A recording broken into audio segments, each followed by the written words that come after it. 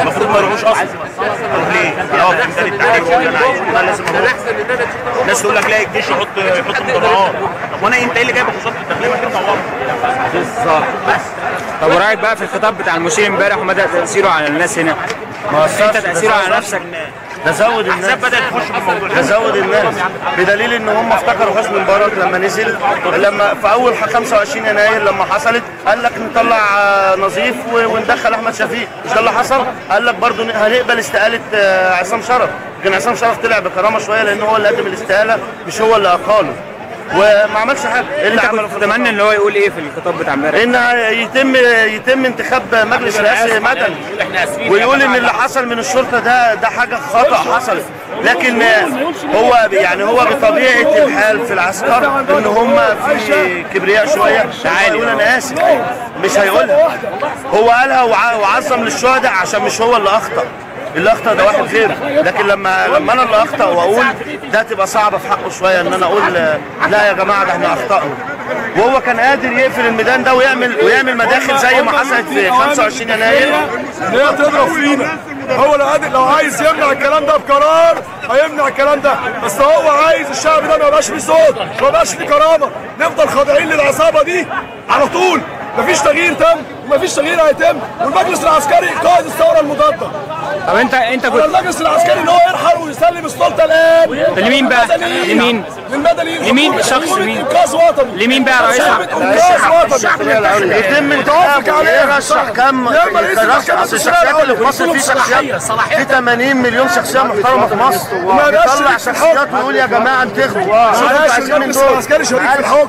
انت تفضل مين؟ سلم السلطه. انا من رايي البرادعي طبعا. وهو الهواء هيوافق؟ هو البرادعي مش هيوافق لو ادوا له صلاحيات زي عصام شرف. عصام شرف كان سكرتاري للمجلس العسكري وللاسف طلع غير محترم، ان هو اول ما مسك قال لو فشلت في مهمتي هرجع التحرير تاني واقول لكم انا فشلت، انما هو الكرسي عجبه وما نفذش اللي هو قاله. عصام شرف سكرتير للمجلس العسكري لانه هو اصلا كان عضو في لجنه السياسات واختياره من التحرير كان غلط، الاخوان هم اللي جابوا الكرسي. طب وايه رايك؟ عشان يتفق مع هواهم. ايه رايك في اللي بيحصل في محمد محمود؟ بيحصل اهانه ومسبحه لاي مصري، اي مصري عنده كرامه يرفض اللي بيحصل في محمد محمود ويجي ينضم معانا هنا مع التصاريح. خطأ من مين؟ من المجلس العسكري والداخليه والوزاره.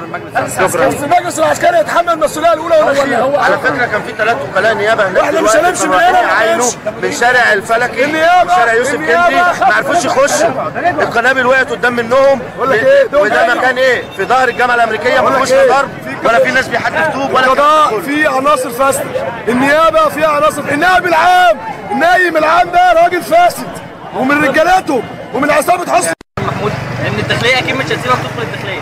المفروض الناس عاوزه يتظاهروا هنا في الميدان زي ايام الثوره العاديه، لكن المفروض ما يدخلوش جوه. ما اكيد الداخليه مش هتسيبك جوه، حتى لو الداخليه كانت ضربت في الاول بس مش هتسيبك تدخل جوه. يعني انا لما دخلت جوه وبحاول اخلي الناس تطلع، الناس بيقولوا لي انا اهلي اتضربوا واخواتي اتضربوا جوه، ازاي ما سيبش حقي من الداخليه؟ المفروض الناس دي ترجع، بس هتقول لهم ايه؟ الشعب عاوز يجيب حقه من الداخليه والداخليه مش هتسيبك تدخل وهتقعد تضرب فيك جوه. والناس مش قادره تقتنع، الناس هناك جوه بص الميدان فاضي ازاي؟ الميدان الناس مش قادره تظهر هنا في الميدان. بالنسبه بقى لموضوع المشير وانتوا بتطالبوا برحيله، طب انت شايف مين الانسب اللي هو يقود المرحله الانتقاليه دي؟ برادعي. وهل هيوافق؟ يقول له اكيد برادعي هيوافق. برادعي بيقول لك انا في اي موقف اي مكان مش هيخاف لا يتحرق يعني؟ هيتحرق ليه؟ اذا كان الناس عاوزاه، الناس من دلوقتي عاوزينه، هيتحرق ليه؟